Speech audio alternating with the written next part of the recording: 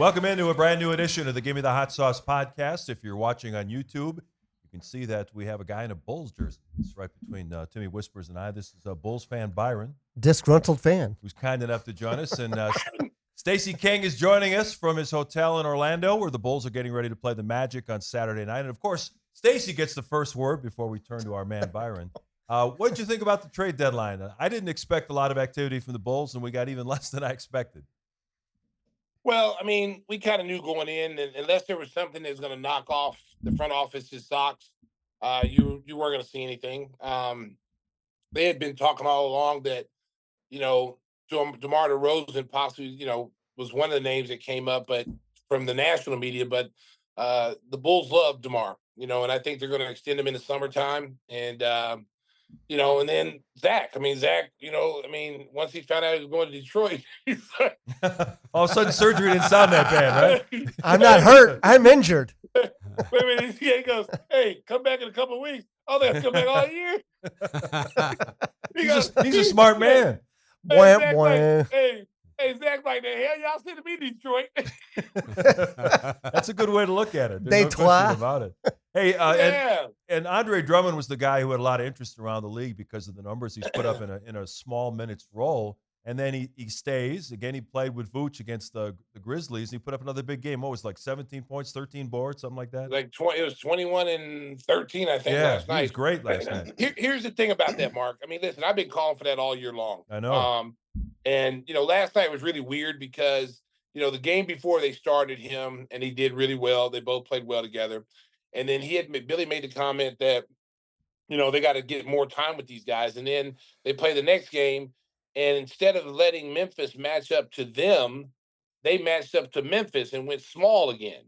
And it was just really weird because then in the second half, he starts Drummond in the second half, and the Bulls ended up winning the game when he, inserted him in the lineup because he was plus in the plus minus department. He was plus when he's out there on the floor. Both him and Vooch together, I think, were plus 18 or something on the floor last night, some crazy number. So it shows you that when those two guys play together, you're going to rebound. They're going to rebound, and they're going to have big bodies out there. You're going to secure the boards. There's not going to be a lot of second shots out there, especially with Drummond. You're not going to get a lot of second chance opportunities if you're, the opposition. And then you just pound teams. When you watch Drummond plays like a big man. Like he eats up space in there. He seals his guy. He holds post position, and he's got a little jump hook. He's gotten better around the basket. And he just adds so much to your team, and it's amazing that sometimes we're still talking about why is he back on the bench? Why is he only playing 12 minutes when he's proven that when given a lot of ample playing time, he makes something happen. And I know for a fact I'd heard some rumors that there was teams that were willing to offer like a first rounder for him. Because he's that good. There's so many guys. Philadelphia needs him. The Lakers could use them. I mean, there's a lot of teams that could use, Andre Drummond. And to AK's credit, if you're not talking first round picks for Caruso or Drummond, we're not talking. That's something I would have said from the very get-go. If we're going to move those guys, it's not going to be for players. It's going to be for picks, okay? And respectable players coming back, and we got to take guys back. But their contracts are so affordable, you can match that up very easily. It's not like you're talking $20 million a season players or $30 million players. So you can match up their salaries very quickly. But there'd be no way in hell if I didn't get a first round pick for those two guys, we're not even talking. Don't come with 2 seconds, 3 seconds. I don't want to hear all that. Come with first round and we'll talk. Other than that, don't ring my phone. The thing that bothered me about the deadline is, and deadlines always prompt more activity. We don't see a lot of trades made before we get the last 24 hours. We did see some earlier with the Knicks getting OG Anunoby and Siakam going to the Pacers. But, early in the season, the Bulls got off to a terrible start. They were 5-14.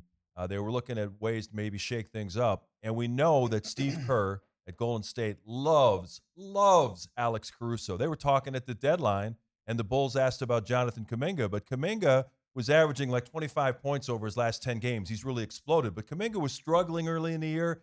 Man, I wish they would have tried to make that swap earlier, where you might have been able to get Kuminga away from Golden State back in December. Yeah, you can forget it now. He's proven that He's going to be there long term. Listen, when they came here, about a month ago, Kaminga had got in the newspaper and was, Yeah. venting his frustrations about playing time. And I'll give Steve Kerr credit, because he played this game and he understands frustrations of players, and players sometimes will say things out of frustration. He didn't penalize the kid. So most coaches would have set that kid down and said, okay, you want to run your mouth and you're not playing at all. Okay. And I'll give Steve credit. Steve was like, yo, okay, I hear you. I'm gonna give you playing time, show me what you're gonna do with it. And ever since he went to the press and voiced his opinion, he's been playing lights out for them and being a big part of kind of their resurgence, taking some of Clay's minutes. You see Clay struggling a little bit. Yeah. And I think Clay's problem is all mental. I don't think it's a physical thing. People say, oh, well, he's getting older. Listen, shooters never get old. If you shoot the ball, you're always going to be a shooter. It's the guys who play above the rim, you'll see a noticeable difference in their play style. But a guy who's a catch and shoot guy like him, you're not gonna see them age as fast as you're gonna see like a guy like a Blake Griffin or Zion Williamson as he gets older, because they're gonna lose their athleticism and they're gonna have to rely on other things. But shooters like Steph Curry, those guys will play until their 40s because their game is based off of catch and shoot, move without the basketball, fundamentally sound movement without the basketball, passing and cutting. And so I can see those guys. I can see those guys playing for a while, and I think Clay's just in a funk right now because everybody's gotten paid in Golden State but him. Poole got paid. Draymond Green got paid. Steph got paid. Everybody on those championship teams, and he was part of all four of those titles. He's the only one that hasn't got paid yet, and it's like he's frustrated by that. You can tell in his game, his body language is not the same, and you listen to him talk, Mark. It just seems like he's so defeated right now, and he's still a great player. And if I was a team out there, I would have inquired about him. I would have said, hey, maybe he just needs to change the scenery. Maybe he needs to go someplace where he feels he's wanted, and then maybe he'll get his stroke back. He got his stroke back against us when we played him. Yeah, that to me that was the one opportunity they missed. I think they might have been able, 6 weeks ago to maybe steal Kaminga. That would have been a great opportunity. So Byron is here. He's the voice of the people, and I know a lot The of Bulls voice of the fans people. were disappointed that they didn't make some moves at the deadline. Byron, Stacey's here to listen. What moves were you anticipating or hoping for from the front office? I was hoping for at least one or two moves last year, the year before, this year. It's every year we have the same conversation about this team. As a fan, I continue to say, and I said this last time I was on, when we look at this team, I don't care about the play-in game. Why does everybody care about the play-in game? Guys like DeMar DeRozan should have been traded 2 years ago when he was at his peak because he has just hurt some of the development. He was an MVP candidate 2 years ago. Absolutely. And you think the Bulls were going to do anything a couple years ago? I want greatness. A lot of the fans want greatness. We don't want the play-in game. The Lakers are the 9th seed in the West. They're in there because they created this play-in game for LeBron James. Here in Chicago, we're the 9th seed. That doesn't excite me. So we can maybe win the play-in game and get smoked by Boston or whoever else is the number 1 seed. I can't take it anymore. Every time we look at these guys, they're going to trade Caruso. Caruso has great value. Trade him. I understand that you want a first-round pick for him. How do we know there wasn't a first-round pick for him? Woj said they could have gotten 2 first-round picks for him. I doubt they're going to get 2, but if they could have What gotten he said. He's the the NBA insider. If he's right, and he probably is, I guess, why didn't they do it? Because their expectations, the biggest thing about ownership is understanding where you're at. And the Bulls are not a real contender. They're not a contender this year. They're not even going to be next year because they continuously ride some of these older guys. Zach LaVine should have been traded earlier this season. Sit him down. Do something. Don't play him anymore. The guy's glass. I mean, it's ridiculous. Now, I understand the frustration with Bulls fans, and I understand where they're coming from because I see both sides. The fans are tired of mediocrity. They're tired of that. Everywhere I go, people go like, "Are we just content being, the 9th to 10th seed? Are we ever gonna like rebuild, blow it up?" And I hear this every day. If I'm in a supermarket, I hear it. It's a lot easier said than done. Now, there's got to be a commitment to it. My thinking is that, I think every time this team plays well, when they played well against Minnesota, I think it gives front office like, okay, we're almost there. The continuity and all that's almost there. And I think seeing Lonzo Ball and not knowing his situation and hearing that he's pain free, he was out shooting baskets the other day.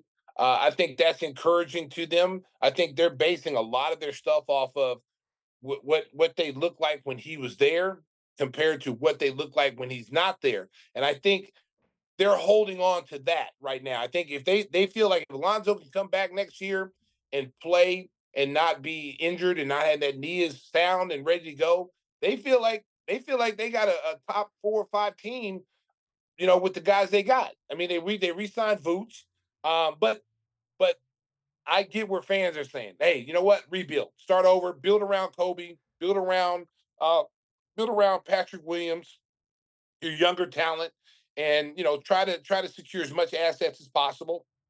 Because in our division alone, just the Central Division, we're older than Cleveland, we're older than Detroit. I think Milwaukee's older than us, but they got championship aspirations. That's the difference when you're at a championship team with older players, and then you got a team that's not a championship team with older players. If you look at the division, the Eastern Conference, you got Orlando. Orlando's a young team. They're up and coming team. You got Atlanta's not an old team. New York, they got some veterans now, but their core pieces are young. So I Hey, see people saying, "Hey, we might as well rebuild now and try to keep up in 2 or 3 years. We'll be where some of these other teams are." say, Byron and I were talking about this a couple weeks ago at his house, and there's 4 points that came up.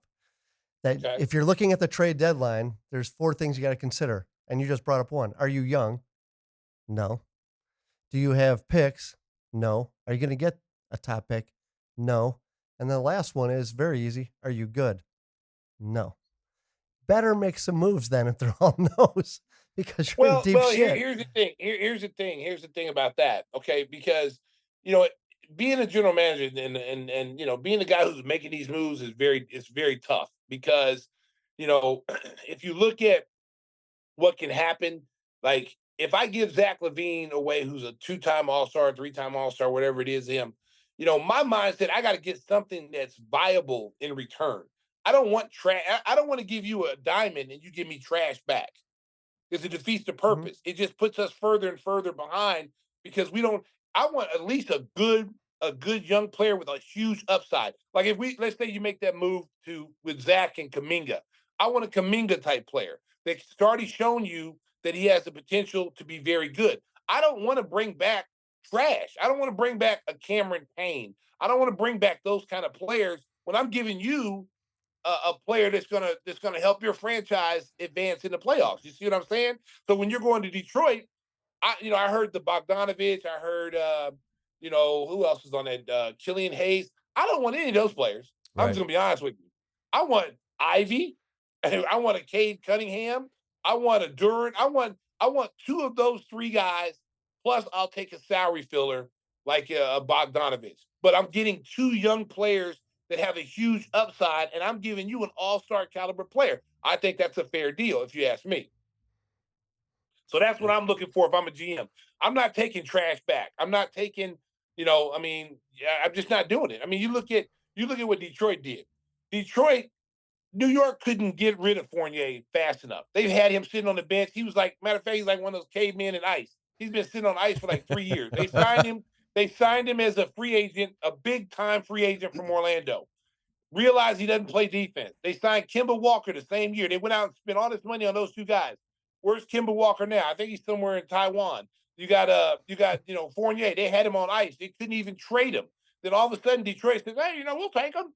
And it's like, well, wait a minute. What are you doing in Detroit? Why would you take that contract and you already got Bogdanovich who's playing for you? Why would you make that switch and take all that money on your books when you got all this young talent that you got? And now, if you watch Detroit, what they're doing now, they're finally playing their young kids. They're starting Cade Cunningham. They're playing Ivy at the 2 starting. They had Killian Hayes playing over Ivy the whole first part of the season. Yeah. And people are going, and now they just cut They Killian cut him, Hayes, right? who was their number 7 pick in a lottery pick. What does that say? You cut a lottery pick. You couldn't trade him. They're You like couldn't the go get they're something like the for him. Bulls. Yeah, But it's you just don't listen. But you don't take a lottery pick, a 7th pick in the draft, who's like 20 years old, and just waive him. You got to get something, a bag of Doritos with Kool-Aid, a Fanta Orange, something. You got to get something A for him Diet because he's an Fresca? asset. That's because Monty Williams Something. has an 8-year contract. He can do whatever he wants. Hey, Man, what I'm else you gonna got, tell you. Byron?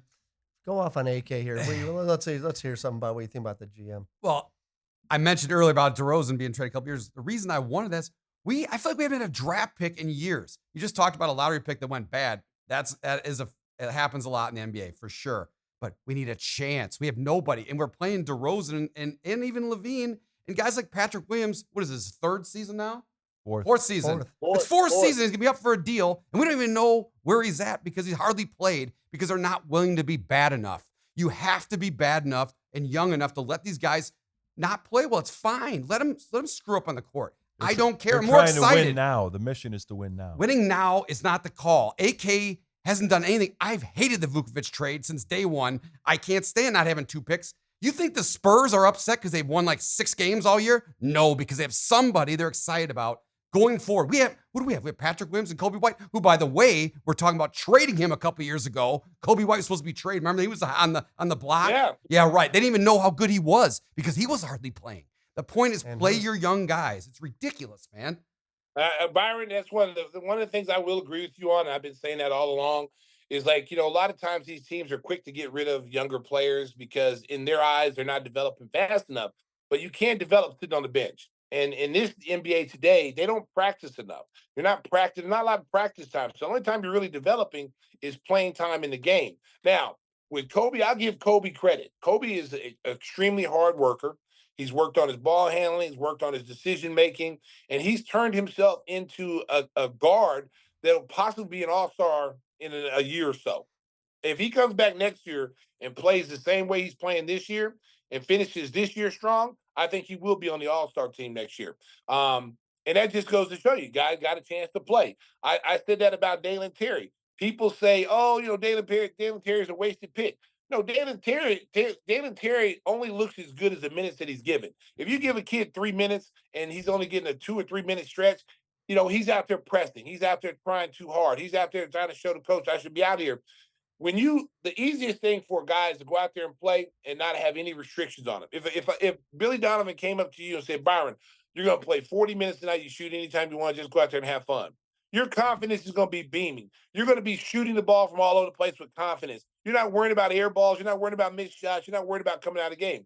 But when you don't have that green light, you don't have that confidence of the coach. Every time you make a mistake, you hear that horn, you're looking over your shoulder. You're looking over your shoulder to see if you're coming out. Okay, you can't play that way. One of the things I did when I was coaching, I told players because I wanted to be coached. I wanted to coach kids how I wanted to be coached. Okay, I was very demanding as a coach. I listen. You're gonna play hard. You're gonna compete every night, and if you do those things, you can play for me. If you can't do those things, you got to sit down. I'm not gonna wait for you to 2 quarters to get yourself going. If you can't get yourself going in that first quarter in the minor leagues, you ain't ready for the big leagues. Just lost you. We lost Stacey for a second as he's trying to get his stuff back together. He was brutal like that, though. I was there.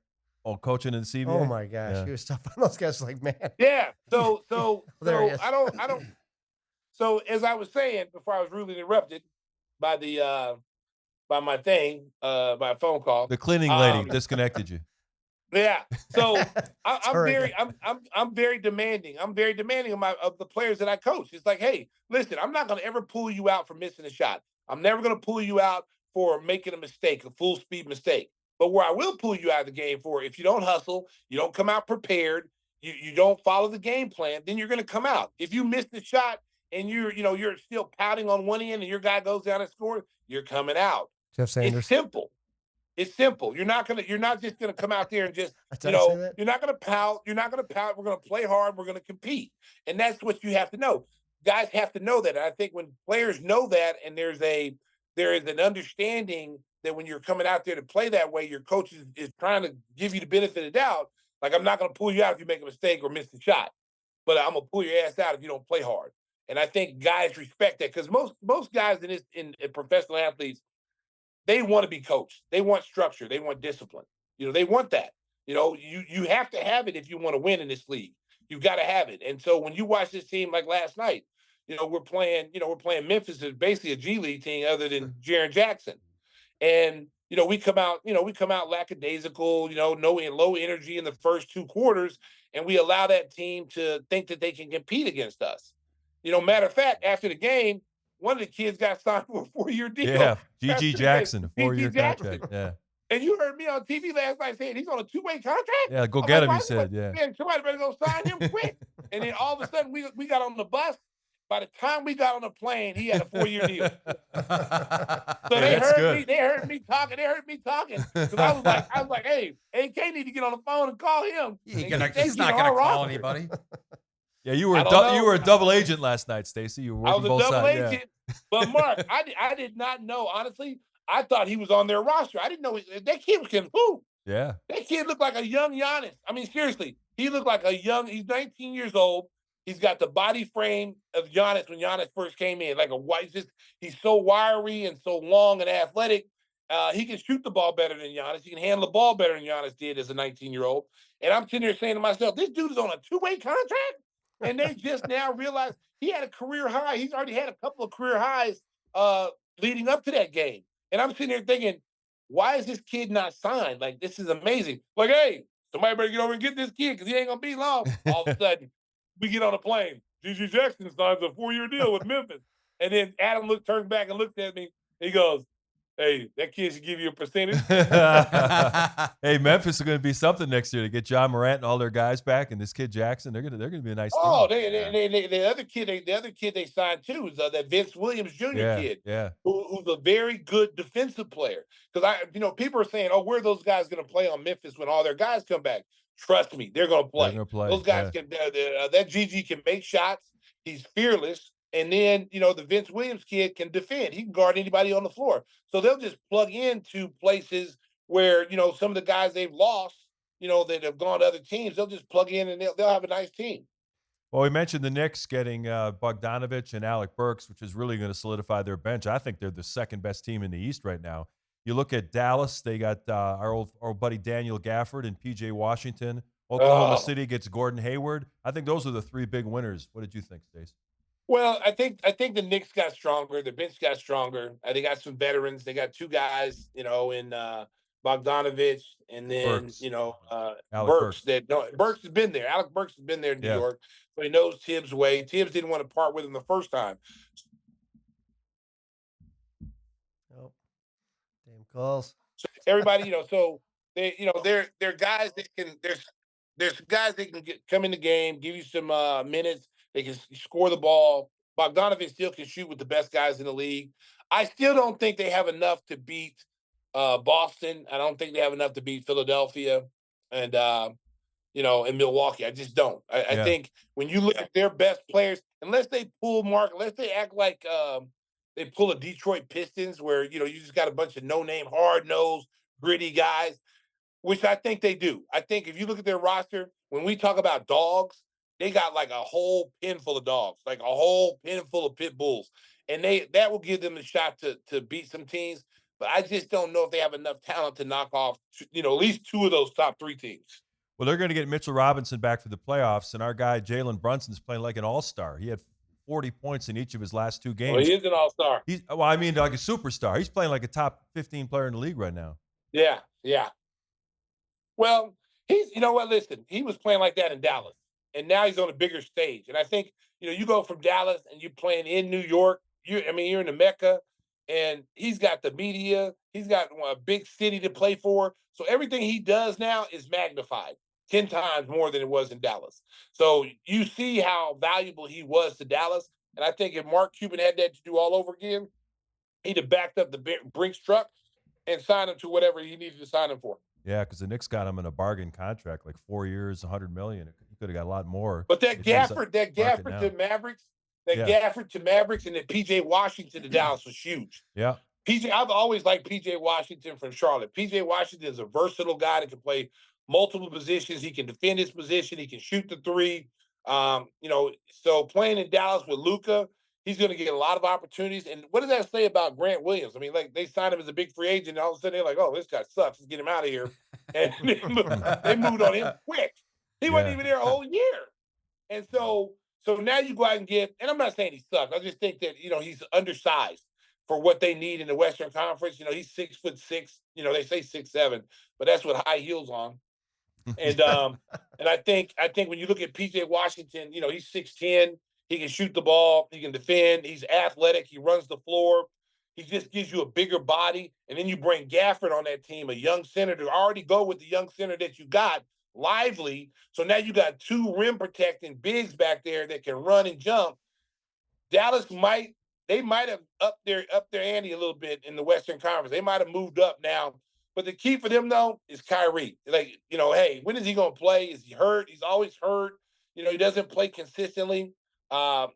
He's the key. If he comes to play and helps Luka and be that second option for them, they're gonna be tough to beat. We've got a special guest coming up, one of the greatest impressionists in the world. Frank Caliendo is going to join us in just a couple of minutes. Before we bring Frankie in, one last thing with you, Stacey. I know you're getting ready for the game in Memphis on Wednesday night, but the Lakers had the Kobe Bryant unveiling of the statue out there. And one of the things that was interesting, they had 5 speakers. Phil spoke and Jeannie Buss spoke. And Jeannie had to walk right past Phil. And I'm like, awkward. It was an interesting presentation. Phil did a nice job, though. Said some great things about Kobe. Phil is revered in L.A. He's just like he's in Chicago. He's an iconic figure. You don't win that many championships in a city like that and have and not get the respect of everyone there. So, and when you coach great players, who better to talk to, other than the guys that played with them. So, I give Phil a lot of credit going up there and doing that. That's the first of 3 statues that are going to be presented for Kobe, which is amazing. I don't think there's anybody in the history of sports has 3 statues anywhere. Yeah, it was a really nice ceremony, and all the Laker greats were there. Kareem spoke. You saw all the great Magic was there, James Worthy, all the great names from the past. So it was really a fitting tribute to the great Kobe Bryant and his daughter Gianna, who was tragically lost in that helicopter crash a few years back. Before we let our guy Byron go, anything else for Stacey? Stacey, I got nothing else to say. He's got nothing. You shot him down, Stace. The voice of reason, Stacey King. Got our disgruntled fan to calm down a little bit. He's still disgruntled. Like, I can feel it. Tim, I think you're hiding your disgruntledness. I think you're the one that's disgruntled over there. Oh, you have no idea. Let's not get going on that. You're really angry? Oh, the years that go by. Are you kidding me? Like, you got to do something. Do something even just for yourself. Do something even if it's wrong, because they haven't done anything right in a while. And give me this BS about continuity. Continuity of what? Of mediocrity? That's your continuity? Well, damn, Tim, tell us how you really feel. All right, Tim, calm down. All right, Time to move on. I want to tell you about one of our great sponsors, our buddy Jeff Vukovich. When it comes to insurance for your auto, home, and business, make sure you contact the guy who treats you like royalty, our friend, nationwide agent Jeff Vukovich.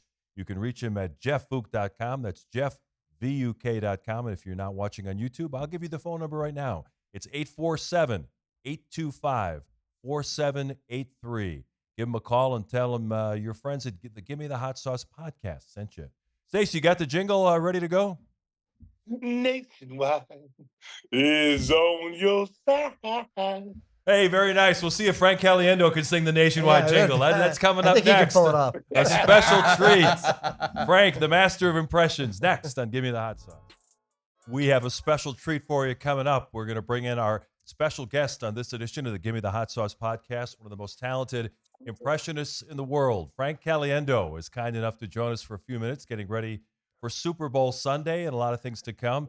Before we get started about talking about sports and all the different characters that you do, how did you get to know Stacey? That's the first question, I guess. Well, I've known of Stacey forever, which was funny. When he texted me, he was explaining who he was to me, and I'm like, "Oh, no! You don't have to do that." And I had to Google some stuff to make sure I was correct, because I thought it was a cover of Sports Illustrated, but it was apparently either a cover of Sport or Street and Smiths that I remember seeing you on from back in the day. And I remember you in the NBA too, but I think it was college where I probably really discovered and knew who you were playing, in the basketball world. Yeah, it's I mean, he's a college basketball. We have a discussion of some college basketball right now, so I know he's a big college basketball fan. So Yeah. it's awesome. I've always been a fan from afar. I'm big on impersonations, even though I suck at it. But I think if I could do it, I think if I could do it, I would do it all the time. I would just annoy people with it. Yeah, you got to use your powers for good instead of evil. Yeah. That's part of it. Everybody always wants you to make a reservation for them. Or I got in trouble years and years ago. I called the news station. A radio station had me do this. They wanted me to call as John Madden to a well, I can just the Bunny Ranch, if you know what that is. Yeah, And I know what the Buddy yeah, Rant is. Stacy's yeah, been there. you don't have to say it so confidently. The Wait a second. What? The bunny ranch? Is that for small animals? No, no. Oh, the other. But you've got to divert a little bit. So I had, and I was asking him questions like, you got bus parking and stuff like that. And I mean, we got a big RV we got to bring in there. I mean, it's going to be pretty good there.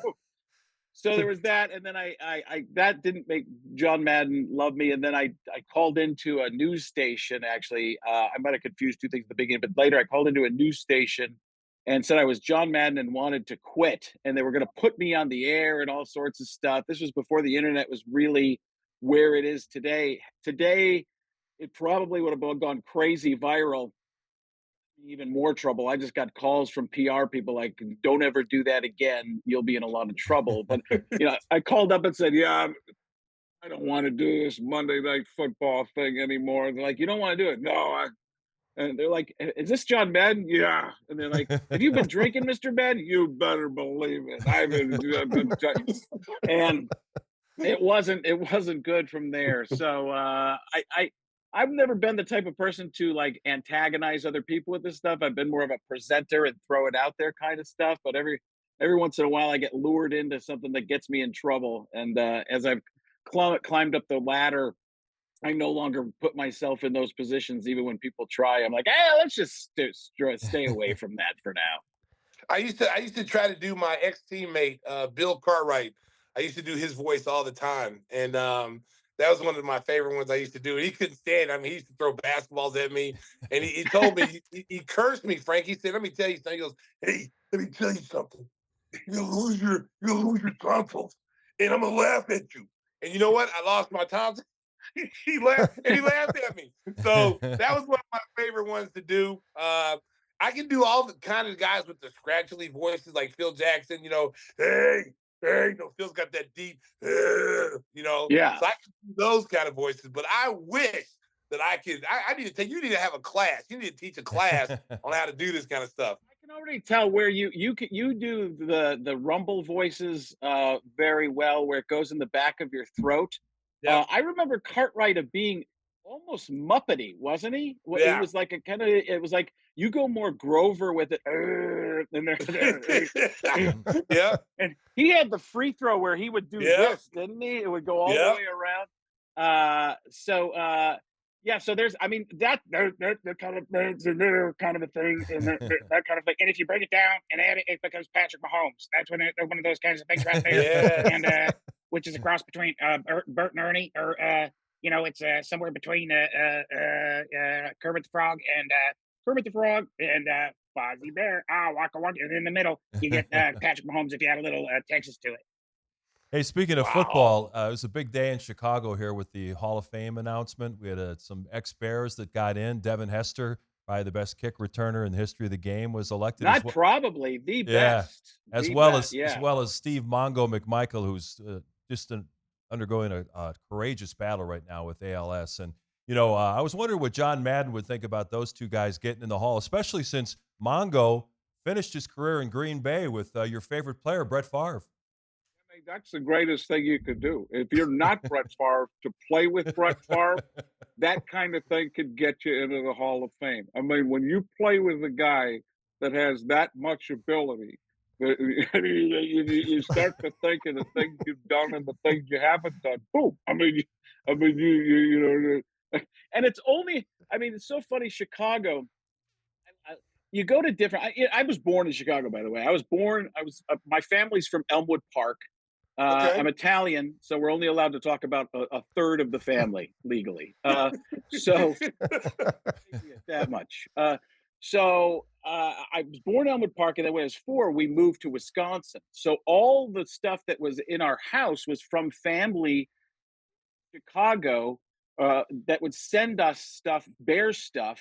So we had 85 Bears posters everywhere growing up, and then everybody would come by and deface them from the Packer fans. And Yeah. we were probably Packer fans, overall. But the thing was, we had all these Bears posters because my uncle, believe it believe it or not, he would trade in like his cigarette miles. Remember when people could do that? Like you smoke enough that you could send them. The NFL partnering with that doesn't happen anymore. So No. a different time, but a part of my family history. So just things remembering. And Chicago is the only place in the world where you go to get food on your way to get food. Right? You go, hey, we're gonna stop at. Hey, we're going to Armand's Pizza on our way there. We're gonna stop at Johnny's Beef. You guys with me? Yeah, we gotta stop a little bit at River Road Hot Dogs first. Do you know I tried to put ketchup on a River Road hot dog the other day? They arrested me. 100%. Yeah, don't get So caught at Gene and Frank, Jude's. Gina Frank, don't say it's River Road hot dogs. My bad. Frank, talk a little bit about growing up and when did you start doing the impersonations? Did you start as a kid? Did you start when you're in high school? Talk a little bit about that. Well, yeah, when I was younger, I was very to myself, kind of. I was a pretty big loner as a kid. My we weren't. I wasn't very athletic at the time. We grew up to be a little bit more athletic. My dad was a minor league baseball player in the White Sox organization. Actually, played for the Sarasota Sun Sox back in the day. He went to Triton Junior College, Okay. played baseball there, which is where Kirby Puckett, I believe, played for a little bit. So, but I was young. I was very quiet. Just watched a lot of television. Loved watching television. And we grew up, started playing more sports and stuff like that: baseball, basketball, football. And baseball was the thing. I'm only 5'6". I topped out at about 5th grade. So baseball was the only chance I had to get to, I believe, as a kid, you believe you can make it. You don't realize how good athletes are at the highest levels. So uh, as I grew up, I was, I would do little bits of impressions growing up. I started more in high school to come out of my shell and talk a little bit more. And I would make fun of teachers. We had this teacher, Mr. Christensen, who taught history and geography. And as any typical American, high school student, I knew nothing about geography. And he like, Mr. Caliendo, can you please go to the map and point out to us where Wisconsin is? And I'd go point to the blue, which was the water. And he'd be like, sit down, Mr. Caliendo, that's enough. So I knew how to get out of it. Um, but then as I was playing baseball, I was a catcher. So I was behind the plate and I was always messing with the batters, trying to get in their head a little bit and just talking to the umpires and working with them a little bit. And so that was, I think I actually developed a lot of my humor there more than anywhere else. And I grew up with, it was all sports. It was all, I wish I had taken like some theater classes and stuff like that when I was younger. And it really didn't. It was all sports all the time. So that's kind of my evolution. I started out by doing just a couple impressions. I would do Muppets, and those were more voices that you hear. Not so much impressions than watching Saturday Night Live. And Living Color was huge for me because I was in high school watching Damon Wayans do some of the excuse me, can I ask you a couple questions? So all those Damon Wayans characters and Keenan Ivory Wayans and even Jim Carrey. I mean, that stuff was like genius to me. So just having the most fun watching that and then emulating it. We had Ari Spears on last week. He does a spot-on Shaq. Of course, you've been known for your Charles Barkley. Have you guys ever gotten together and tried to do a NBA Today show? Oh yeah, we've done it. We've done it a lot of times. That's what's really, really good. You got a guy like Aries Spears doing Shaq. He gets it all. And I believe Aries was the first person ever to do the Shaq eye. Right. Yeah. That's really great. That's gonna be one of those kind of things. I always think it's great because Shaq was always one of those guys who did like little sound bites, right? He didn't do when he was younger. I don't believe he talked a ton. He'd just find a little thing to find and sneak in there and say, And now he vamps a little bit and gives a little bit longer, but sometimes he gets so low and deep that Barkley has to basically translate for him. The Shaq be like, "That's gonna be kind of thing, and we're talking about," and then Barkley come in. "Well, I agree with the first half of what you said, Shaq, but the second half got a little too esoteric, and we've got to really work on that because Ernest's bow tie started to spin. That's what's really, really bad right there." So, Aries is one of the most talented people all around, not just impressions, but I've always thought he was, and I know for a fact he's just brilliant. He's incredible, and I used to call him up, and I did kind of an Aries Spears, and I was always calling him, "Yo, this is Aries Spears. How's it going?" Yo, Aries, it's Aries. I changed my number again. I changed my number. Why did you change it? I don't know. I changed. He's changed his number more times, and I ask him why, and he'll never give me an answer. And I'm like, well, okay, well, just give me a. Maybe I'm going to get his real number from you guys right now, so I can finally call him again. Or maybe it's just me. Maybe he just changes it from me. Hey, Frank, he did his Sopranos too, but I heard that's how you lead off in your teaching. Too. What? I'm sorry, I cut you off. What did you Oh, say? I'm sorry. That's how you lead off with your teaching with no offense, but Well, that's he does a great Tony Soprano. That's one of the freaking best I've ever heard in my entire life. Yeah, I heard him do that recently. I was like, oh, I didn't even know he did that. I heard him and another guy, Godfrey, doing some impressions back and forth. I just met Godfrey recently. I talked to him on the phone for like 2 hours. Just another. Sometimes you hear the people who do these things when you do impressions, and you hear guys who do like amazing ones, and you go, oh my God. I just saw Craig Gass at the Super Bowl, and he does like this Tom Arnold and Sam Kinison that are just go, I don't even know where he'd started, something like that. And when I hear somebody who's done something like that so good, it's weird now because when I first started, when in Mad TV days, if somebody else did the impression, you pretty much didn't really do it. If somebody else was known for doing it, you'd stay away. And now everybody does all the impressions all the time. It doesn't even matter. It used to be like an ownership kind of thing. Like I had this. If I was doing John Madden, nobody else would do John Madden. If Aries was doing Denzel, nobody was doing Denzel. But everybody knew where it originated if somebody else was doing it. So if you heard somebody doing original H.W. Bush, George Sr., not gonna dat, you knew people were doing Dana Carvey doing it, Right. or or something that somebody saw. When Keenan Ivory Wayans would do Tyson on in Living Color, you knew that it was somebody was saying words that he had said the way he said them, and you're going, oh, that's just somebody doing Keenan's version. So if you could come up with a different version, yeah, there's something to that. But now there's just no, like somebody once accused me of stealing the John Madden impression. I'm like, I'm the guy who started it. There's one I know. I've pigeonholed myself enough with that I know I'm the one who did that. Well, isn't it true he wanted to sue you for it? Didn't he want to sue you for it at some point? Yeah, there was this the Barkley talked about. I'd never talked about. So Charles went on a show. He went on with the Kelseys and talked about how Madden didn't like it at all, and he called Charles. And Charles told me this story years and years ago, but I didn't tell anybody it because I was like, I don't, Charles told me it behind the scenes and stuff like that. I'd rather be friends with somebody than, or even acquaintances, than tell somebody's. I don't know if it was secret or not, and I didn't want to bother him to ask him if it was okay to tell the story because he was kind of secretive about it until just recently. So yeah, there was probably Madden probably had a right on one of the things because there were some commercials, so he had an opportunity where he's probably the right to at least bring it up, and so myself indemnified. So it was like one of these, but I've been asked to do tons of those kinds of things since then. I'm like, I always say no. I mean, people always want me to do a Morgan Freeman voiceover. I'm like, he's known for his voice. So it's almost like you're taking a picture of him because if you hear that Morgan Freeman voice, you know exactly. And it's not the voice that's selling it. It's you picture Morgan Freeman when you hear that voice. And that's what's selling. It's not the coolness of the voice. It's the fact that you believe it's Morgan Freeman. And that I do believe is infringed. So I just know I've been offered crazy amounts of money to do stuff like that. I'm just like, I don't even want to get in there. And again, even AI people have come to me and say, "Hey, can you record some things like this? There's nobody to sue." I'm like, "They'll find a way," and I don't Yeah. feel good about it anyways. I'm like, it is what it is in the end, and I'm fine and I can sleep at night.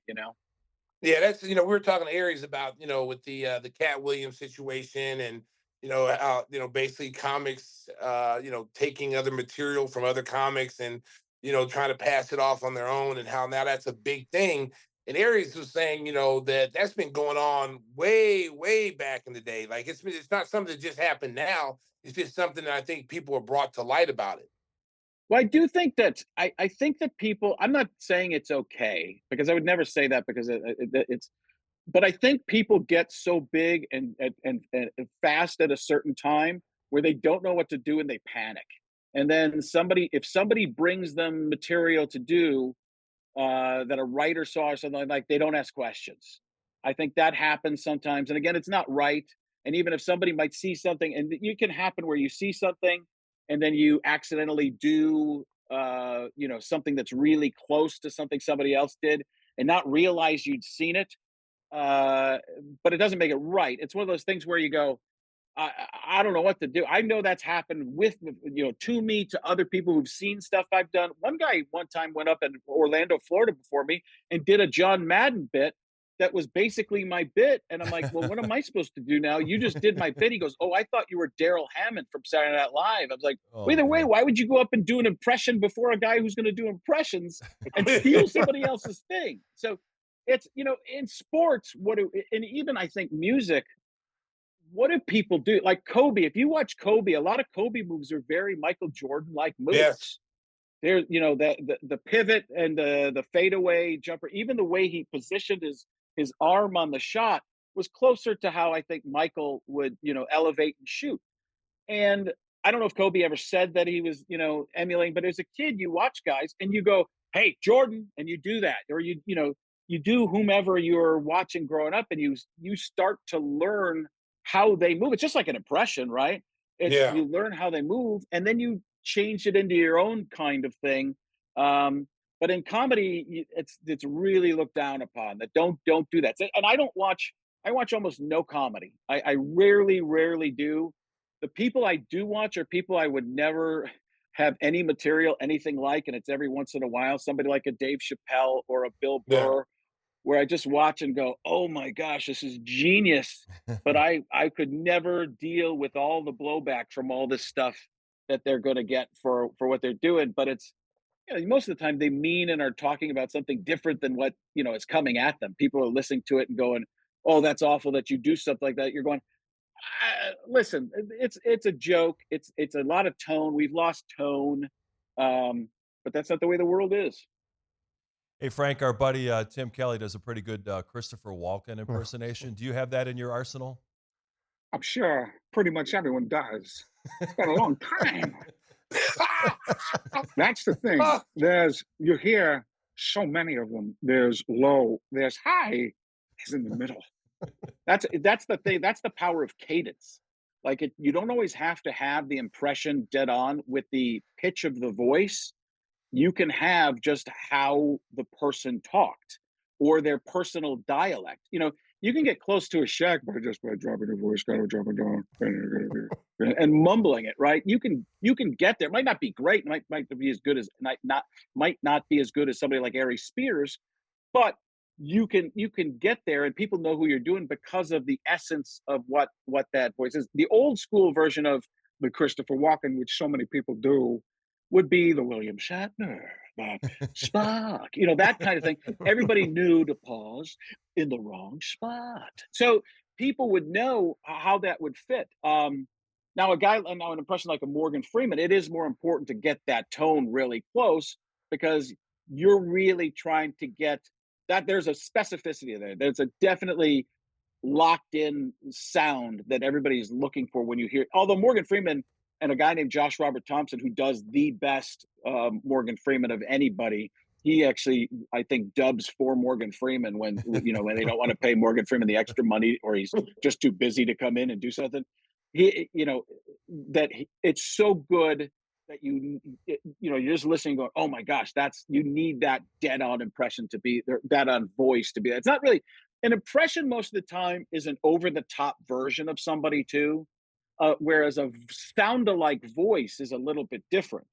So I could talk, we'll go back to an older one like John Madden. So you talk about the things and you say the things the way he did them. And he would be more calm like that in an interview. But then when I would do it for comedy, I'd be like, that kind of crazy over the top type of thing. So that's the differences. And on the internet, it's different now. It used to be on sketch comedy, we had to blow things up over the top. And with the little screen, most people are just looking at their phone and looking at that tiny little screen. If you do it over the top, it comes across as you're trying too hard, as opposed to when you're trying to really nail it and get the voice dead on. So just little things like that, how you have to evolve with what the technology and what the world is too. How about some of you? Give me some of your best ones. Because I saw it. I was watching on the internet, and I think it was, I don't know if it was your daughter you were reading Yeah. stories, Christmas Well, that was the stories. thing. I used to do that as a little kid, or not as a little kid. I'm sorry, as a high school kid. We were just bored, and they would just shout out names, and I would read certain things, and I could just switch.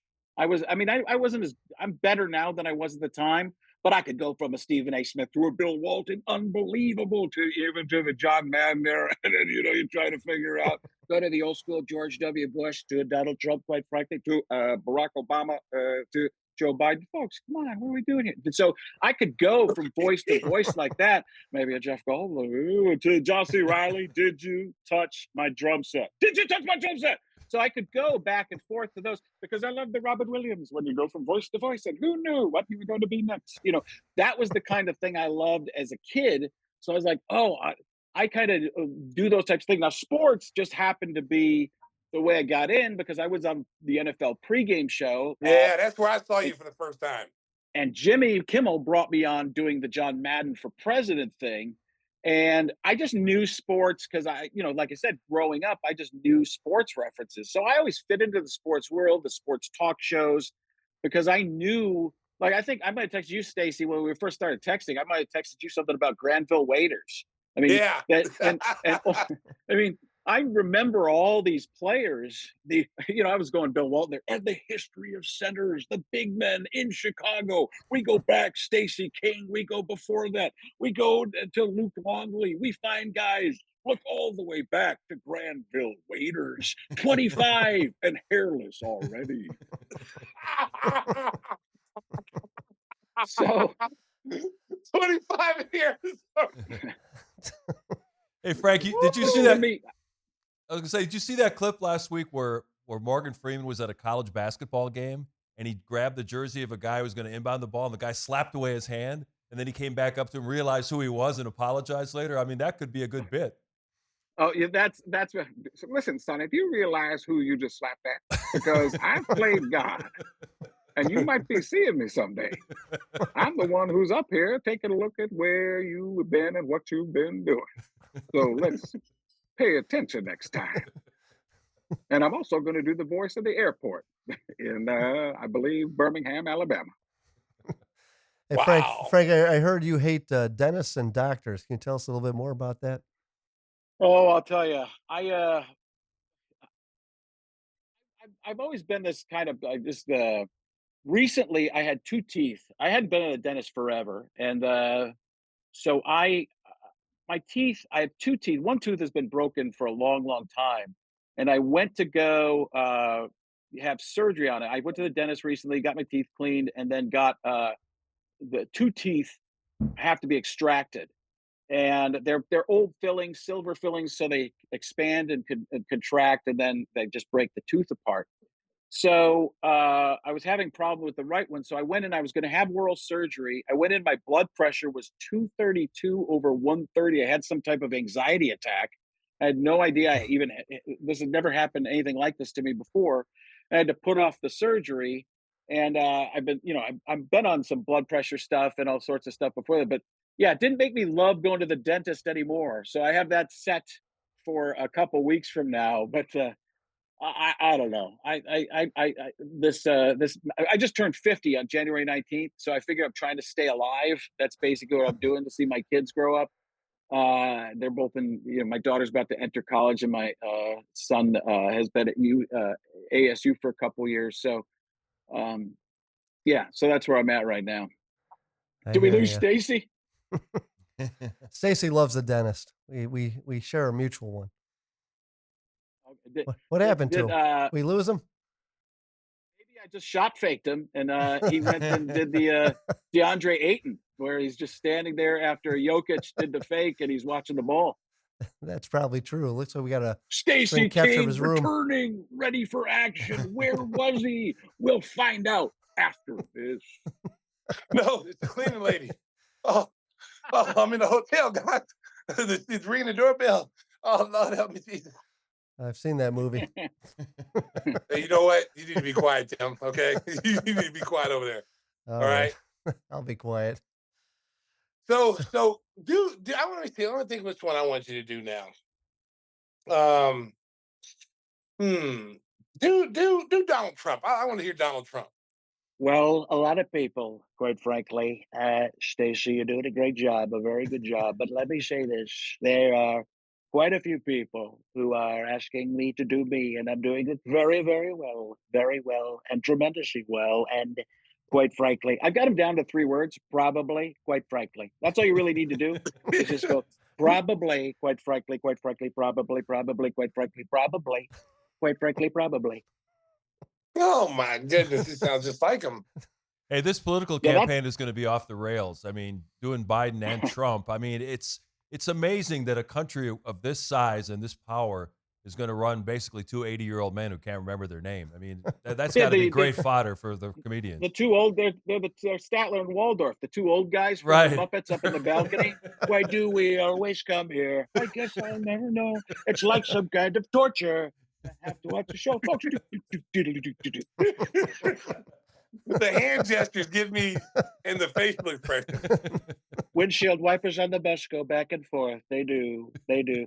Like with Trump, I say it's like he's looking into an aquarium and mimicking the fish. There we go. Fishy, fishy. Nemo, you'll never be a clownfish. That's all you'll ever be. And with Biden, he's like he's the only person I've ever seen listen with his eyes. Like, Mr. President, folks, what are we doing here? Come on, with the guy with the thing. Come on. What are we doing? What are we doing with the guy with the thing?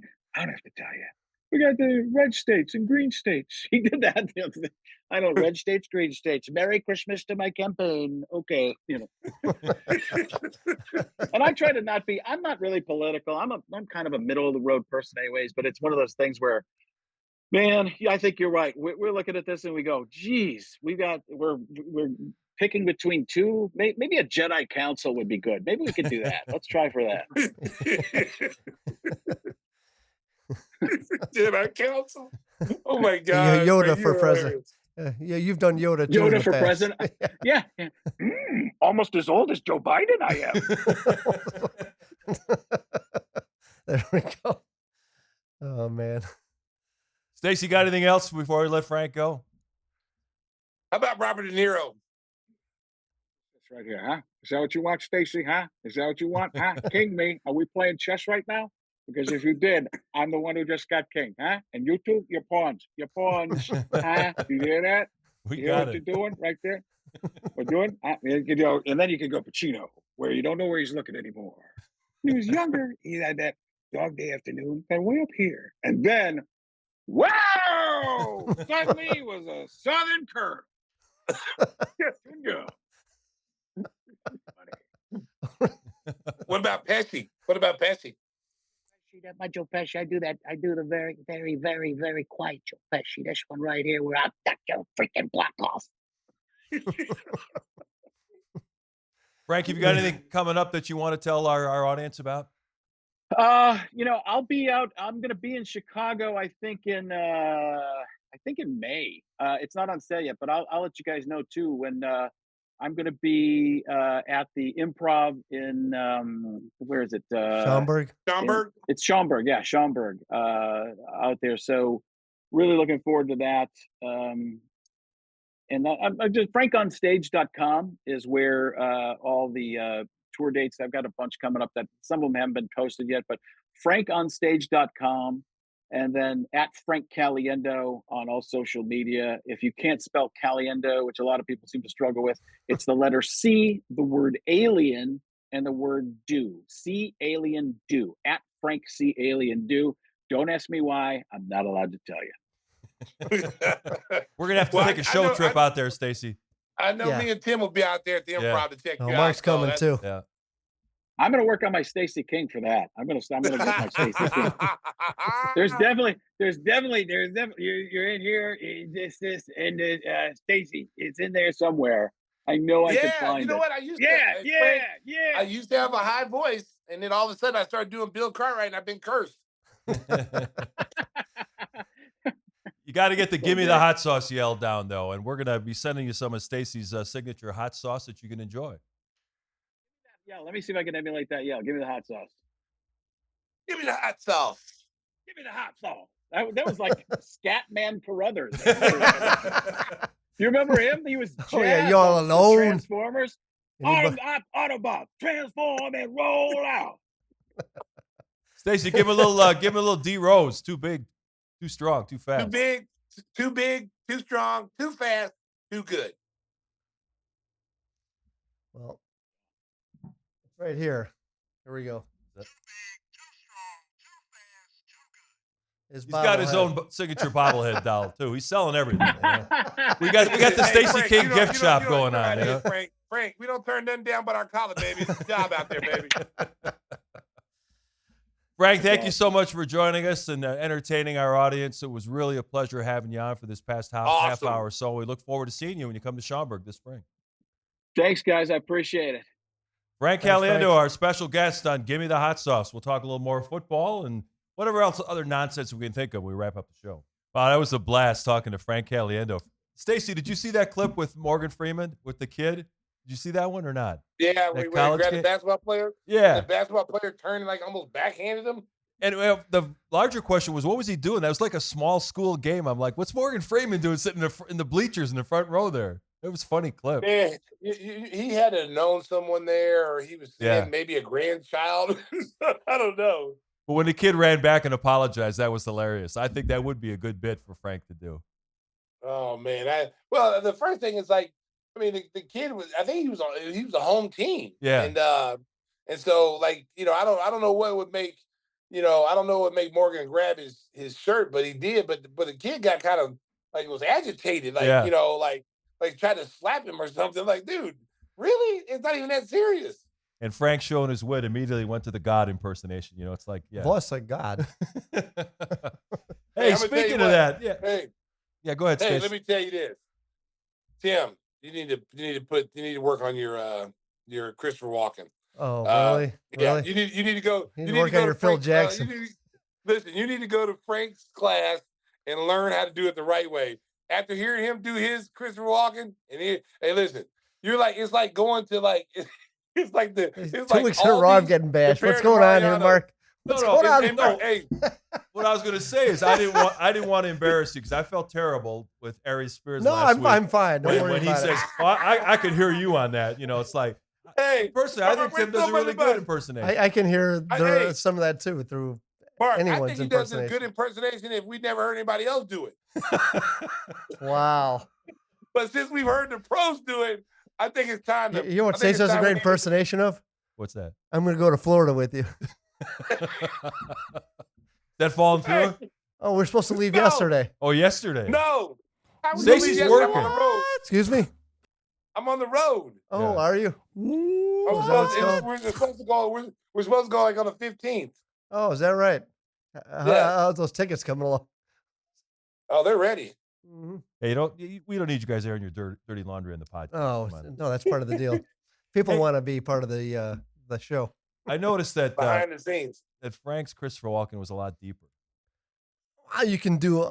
He's right. There's different stages and ages, and sometimes it was higher, like he said, like when you're doing the Deer Hunter, and then when you're doing movies like Click with my friend Adam Sandler, it's a little bit deeper. So it is different. He's right, but at the end of the day, what was confusing is that he didn't talk about gambling and he knew Christopher Walken's a gambler. And there was a time back in the day that he said, you know, if Brett Favre played every position, the score would be 0-0. I don't know if you ever heard that before, Mark. No, I hadn't heard that before. No, Yeah, you know what? He said that the Listen. first time he was doing the NFL Today, and I agreed. If Favre had played every position, no one would score. Mark, they're playing the Irish bagpipe right now to his Christopher Walken. It's a slow Wow. march to the it's a slow march to the graveyard, right? Wow. It's over, man. It's over. Okay, Listen, Tim, Stacey. I love All you. right, I Stacey. love you to death.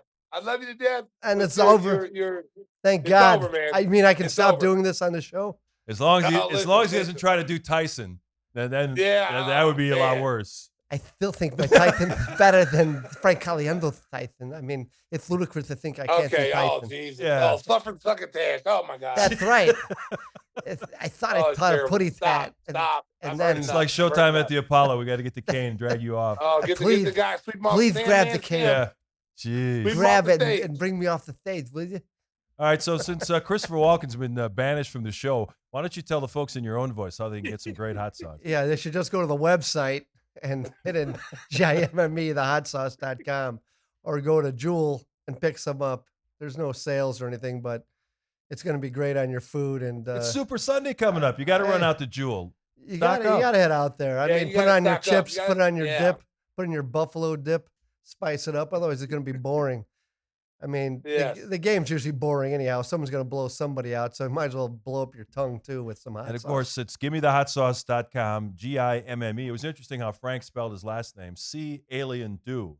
Yeah, You know, Yeah. I don't know Yeah. if that's easier or harder, but for some people, I guess they think that way. yeah, it's like walking with an E. Oh, he's bitter, Stacey. He's Yeah, salty bitter. over here, He's man. salty right now. It's like he drank. It's like he drank a bottle of hot sauce. no, man. it's like- he is salty. It's like you guys wanted Jeez. me to do this all the time. I was already sick of it, so thank God you said it was over. Wow, Hey, wow. a career has Listen, died. Listen, we don't. Jim Kelley, the bagpipes impressionist, are is playing. dead. I'm going pure. The bagpipes are playing, man. But listen, I'm just like in movies, Mark, they always come back from the dead. I know. oh You no, never no, know. no! I'm going Tyson and some other characters in the future. No, here. you're not going Tyson. I'm stopping you. Oh on no, because that's funny, even though it's terrible. that. It's horrible.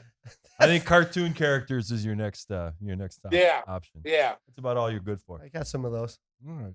Yeah. Hey, we So mentioned that's it when Frank was on. It was a happy night for Chicago Bears fans. 3 players with Chicago Bears ties going into the Hall of Fame: Devin Hester, Steve McMichael, and Julius Peppers, who played 4 seasons of his great career with the Chicago Bears. Stacey, it was a good night for Chicago Bears fans. Yeah, it was. And starting off with Mongo, that's an awesome honor for Yeah. him and what he's going Overdue. through, and his family's going through, and you just feel for him. Prayers go out to him and his family.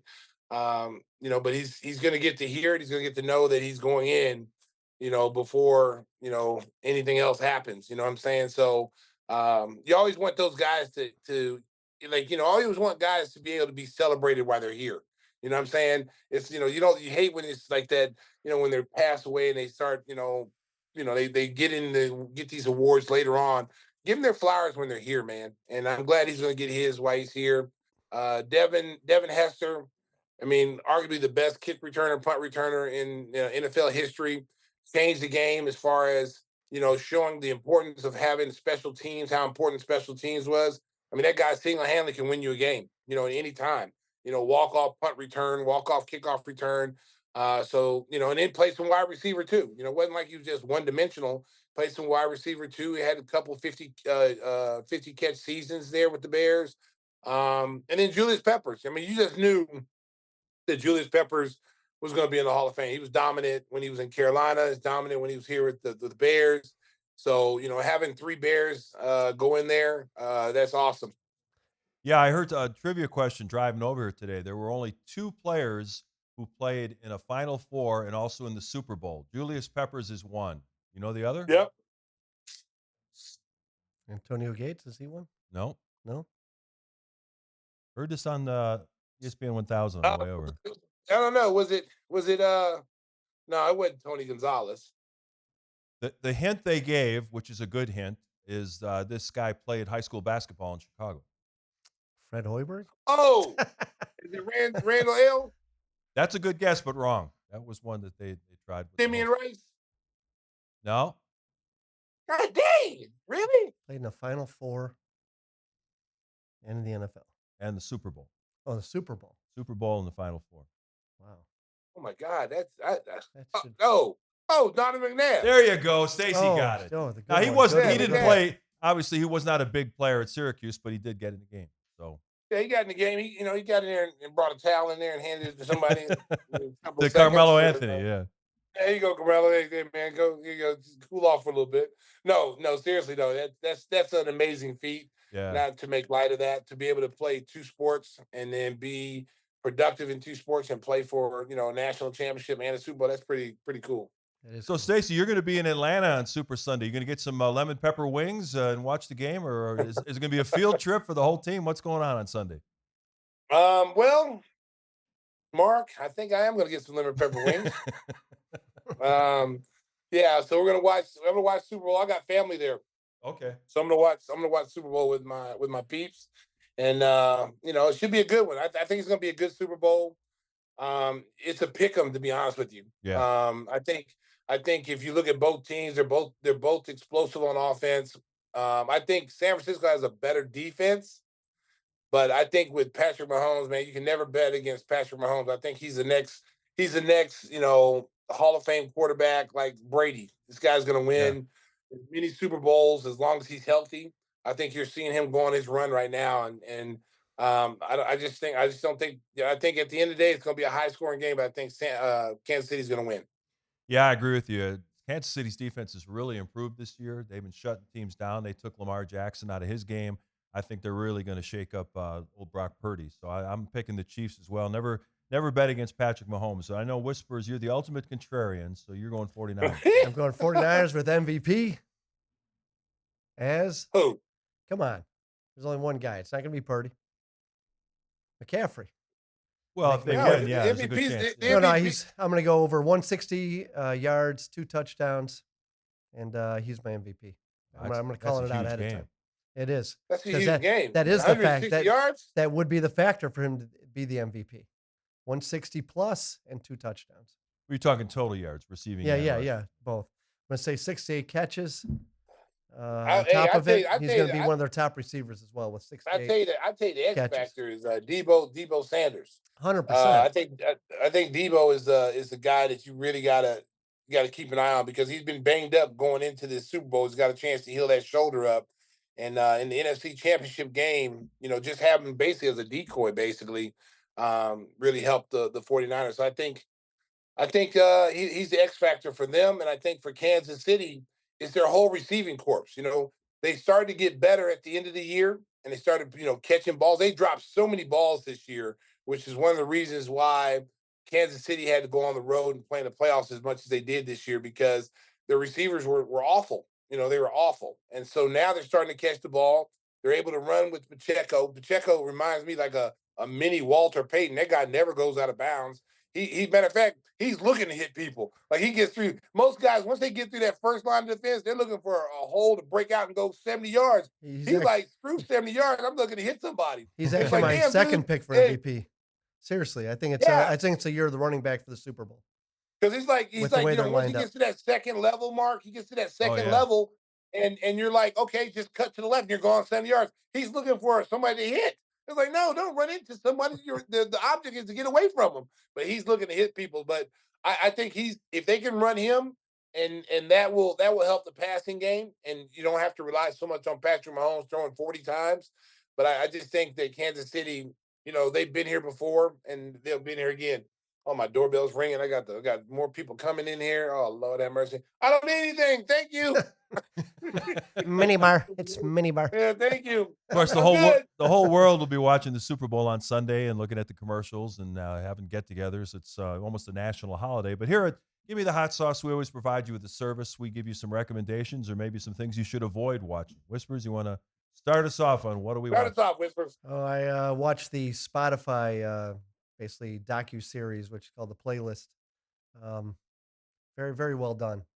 A lot of insight into how you change the world with a simple idea and make sure it's perfect when you release it. Is that a series or a one? It's I think it's 8 shows, very Okay. well done. Each show highlights someone specific in the series, from their protest, getting licenses from the big companies, and Stacey's moving yawning. from You're not selling it real well. from a Yeah, well, you got it's funny. Here's a guy who lived this. A guy who used to pirate music himself. Stacey. and Statute then of had to- limitations. Oh, yeah. hey, don't be trying to throw me under the bus. Oh, look at him. Have him come looking for Here's, me. here's Stacey have Stacey Spotify, him come BitTorrent looking for me. King. Yeah, we know how you were Wow. doing back in the day. Like, I'm Wow, not paying this for that. guy. I'm not paying for that latest Whispers is Jay-Z feeling album. himself today, Stacey. I don't know what's Yeah, gotten you know into what, him. Mark? Hey, the Mark, sun's he's just out. he's trying to get me arrested. He's talking about Jeez. pirating The sun's music. out, Mark. That's what the next knock on the door is going to be. That's what happens when he doesn't book his tickets to Florida. I get surly. Oh my God! I told you we're going. No, we're not. That's all that shit. All right, for what I'm watching, Mark, as you know, I'm a big Jason Statham fan. He's got this new movie called Beekeeper, Yeah. and I'm telling you, he's amazing. Like, I mean, his martial arts and whooping everybody is amazing. Anyway, he's a beekeeper. He actually, tends to bees, but the beekeeper is a code for killer. He's the guy they call. He's not the Navy SEALs. He's above all people. He has clearance to kill anybody that he feels is a detriment to society, and they can't do nothing about it. The government has hired him to do these kind of things, so he pretty much can kill at will. But he doesn't do it because he's retired, and they bring him back in because these people, those people that do the pirating on your credit card, and they steal your information or whatever. That's Yeah. how it starts off. So they end up stealing this old lady's all her pension, her money, and she ends up killing herself because she didn't know how to do the computer. And so the guy, gave her codes and stuff to wire all her money into their account. So that's how Jason Statham got back to being the beekeeper. And so he goes and kills everybody who's involved in that, basically. It's funny how certain actors get typecast in roles. He always plays the same kind of role. It's like Liam Neeson. Oh. Liam Neeson, I have a particular set of skills. He's always chasing people Yeah. who did him wrong. Yeah, but I don't have any money, but what I do You have. couldn't see, Particular set of shit. you couldn't see Jason Statham playing I mean, I've seen him play funny roles where he was with that Melissa McCarthy Yeah. when she was a spy. Oh, That yeah, was yeah. funny. Right. Yeah, that was funny. So he can play those roles, but you don't want to see him in nothing but a kick-ass movie. I believe when he's fighting, I believe he can actually mess people up. When I see Keanu Reeves fight, I don't know if Keanu really can do that. You know what I'm saying? Yeah. Even though his scenes are believable, they're really good and they're really done well. Jason Statham looks like he actually would kick your ass if you crossed him. Like, literally kick your ass. And he would tell you he's gonna do it. He's like, "Hey, mate, Hello, mate. I just want to tell you, I'm gonna kick your ass, and then you're gonna like it, and I'm gonna do it again." And that's how he is. He just talks to you. He's just real smooth. Doesn't get worked up. Doesn't get all hyper. He just does it. Although it's funny, his first movie, he got his ass kicked. What movie was that? Who? Where? Snatch. Oh, is Was that a porn that's what movie? made him a star. No, What the fuck? Brad Pitt was the piker, and then He said snatch. I'm like, that was a porn no, movie. movie Snatch for the. Oh, my goodness. We are completely off the rails. That's the name of the movie, and his name is Turkish in the movie. He gets his ass kicked in it. Be careful when you It's do a funny. search for that one. You might get all Yeah, kinds be of stuff careful. popping up Because on you your might go computer right screen. to like the porn channel. Oh, great Oh, lines Bunny in Ranch. there. The old guy Brick who says, "If I hand a dog a bone, I don't want to know if it tastes good or not." See, he's doing impressions again. He can't help Yeah, himself. see? See? All right, we're He's back not on somebody retiring. else. Yeah. I'm back on Hey, it. listen, I gotta listen, hone I the like skills. I like the fact that he has these skills that he wants to show us, Mark. He's trying to bring all these voices out. I like it. We're gonna bring back Christopher Walken in about 6 months. All right. Thank we'll give him God. a well-needed vacation. Give him a little vacation. Speaking of older actors, I finally got around to watching the Indiana Jones movie, The Dial of Destiny, that came out last summer. I was avoiding watching it because I'd watched all the movies in the 80s, and that was a great role Yeah. for Harrison Ford. I'm like, I don't want to see an 80-year-old trying to find these artifacts all and CGI, kicking ass. Mark. But yeah, there was a lot of artificial intelligence used. They opened the movie with him back in the World War II Nazi days, and it was pretty good. It was better than I thought it was going to be. Let me put it that way. I thought they did a pretty nice job. But the one thing I'm gonna check Whispers, it out. the one thing Whispers and I were talking, Stacey, the one show you recommended from Netflix, The Fool Me Once. Did you finish it? To finish that series? No, I haven't finished it. All right, well, don't, because the last 2 episodes are pretty disappointing. It does go south, like a lot of things in Hollywood. Does it? Because as you mentioned, the lead actress in there is easy on the eyes, and so you're kind of rooting Yes. for her, but it kind of all falls apart at the end. Oh, okay. I'm gonna have to check it out though. That's like most of the there- movies he watches. So, but that's on Are there Red. any news That's on scenes? Are RedTube. there But any that's news another scenes? story.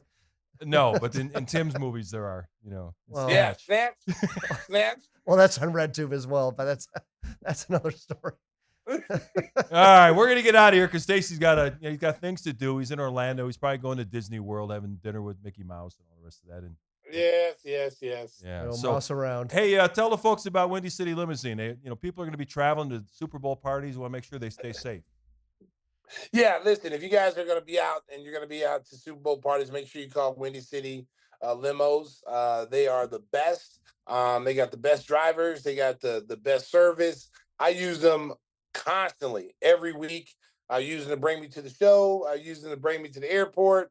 My boy Mike is coming back, baby. All right, He good. gave me a date. He's like, I think he's coming back on like the 26th of February. The big return. He's gonna have a fax out. He's gonna have like a Jordan move, and he's gonna have Mike's hair up there. He's gonna be out there. He's gonna have the Doublemint twins on the side of him. And he's gonna hold their hands, and they'll be jumping off a bed or something. I don't know. Stacey told me he was a Swiftie, actually. Yeah, that's true. Yeah. Yeah, it's Who's a interesting. Swiftie? We knew he loved the boss, of course, but I didn't know he was a Swiftie till you told me.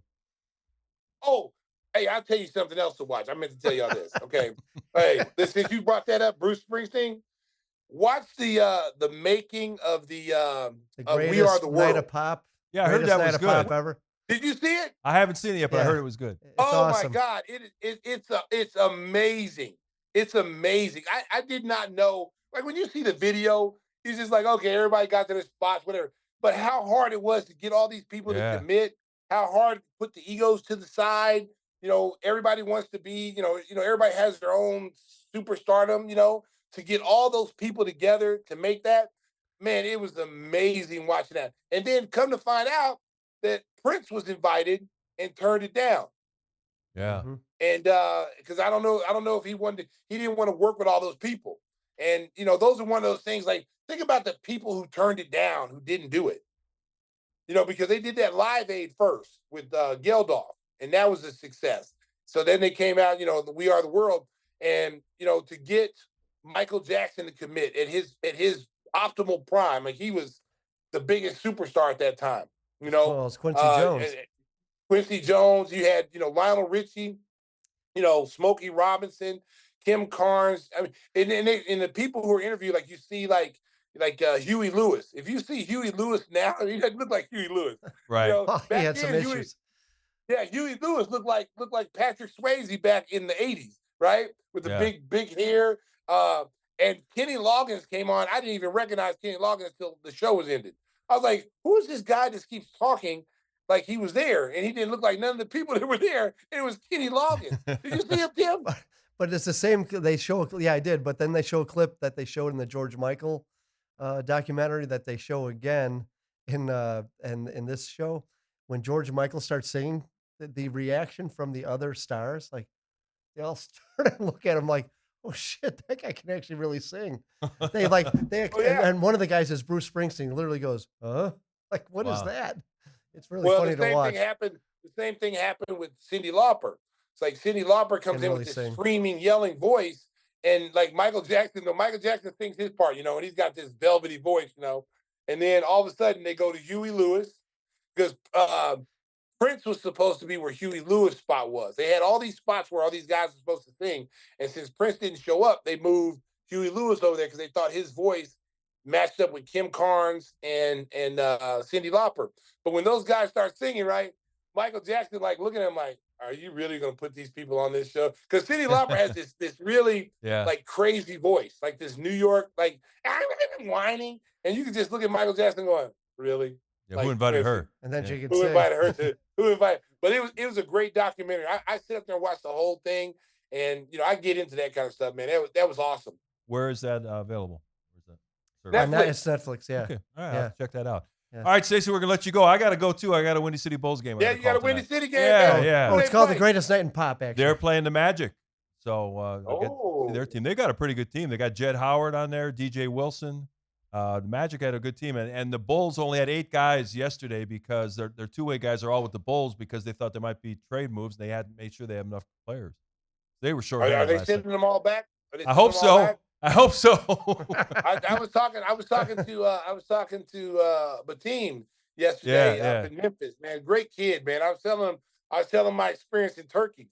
Oh yeah. And ask him how he's like, how is he like in America, and how's he like in everything, and it's like any guy coming from a foreign country, it's an adjustment, and I just basically told him, I said, hey man, I saw you had the 32 points the other night. Looks like you're starting to get your rhythm, just keep it up. And I'm hoping that he gets a shot to play up here, because again, kid that can shoot like that, there's always places for that. Yeah. So hopefully those two-way guys will get a chance to fulfill their dreams somewhere down the road. Stacey, thanks a lot. You might be getting Dalen Terry back there tonight too. Is that right? Yeah, because he was I think he was active last night. He was out working out, so you might get him tonight. Well, I hope so. We need a better run. They lost by about 15 last night. Hopefully, this is a rematch of the game from yesterday. So hopefully better luck for the Windy City Bulls. We also have them on Super Bowl Sunday. That's a 2:00 game on NBC Sports Chicago. So I'm sure everybody's going to be watching that instead of the Super Bowl pregame show. Yeah, Mark. Yeah. It's red carpet right there. Mark. Hey, listen, Mark. You just keep doing what you're doing, Mark. I know. Hey, I got to get the reps in, Stacey. Somebody's out there watching. Yeah. Hey, speaking of that, real quick, Will Mark. Purdue's wife will be watching. Will's doing the game with me Sunday. The clan. There you go. The clan's watching. That's right. Hey, hold on real quick, Mark. Are you doing the same thing Stacey does during the games now that you've been doing all these Bulls games where you direct your voice to create outcomes in the game? Now, Stacey's got this vibe with the officials. When they No, do the he does. reviews. You watch him. It's a So mind you've seen it meld now. thing. Yeah. No, I don't have that power. Stacey's the only one who has that power. Hey, listen, I can't listen. I have a lot of skills, man. That's right. That's all I can say. A particular set of skills. You did not see the foul. Sometimes people, Mark, sometimes people get one gift. Yeah, exactly. Hey, Mark, sometimes some people get one gift. Sometimes people get multiple gifts. I'm one of those people who got multiple gifts, man. I'm sorry. And modesty is among them. So we're gonna get out of here. Stacey, you got any advice for the folks on the way out? Hey, drive home safely. Oh my goodness! It's only preseason, but I'm hyped.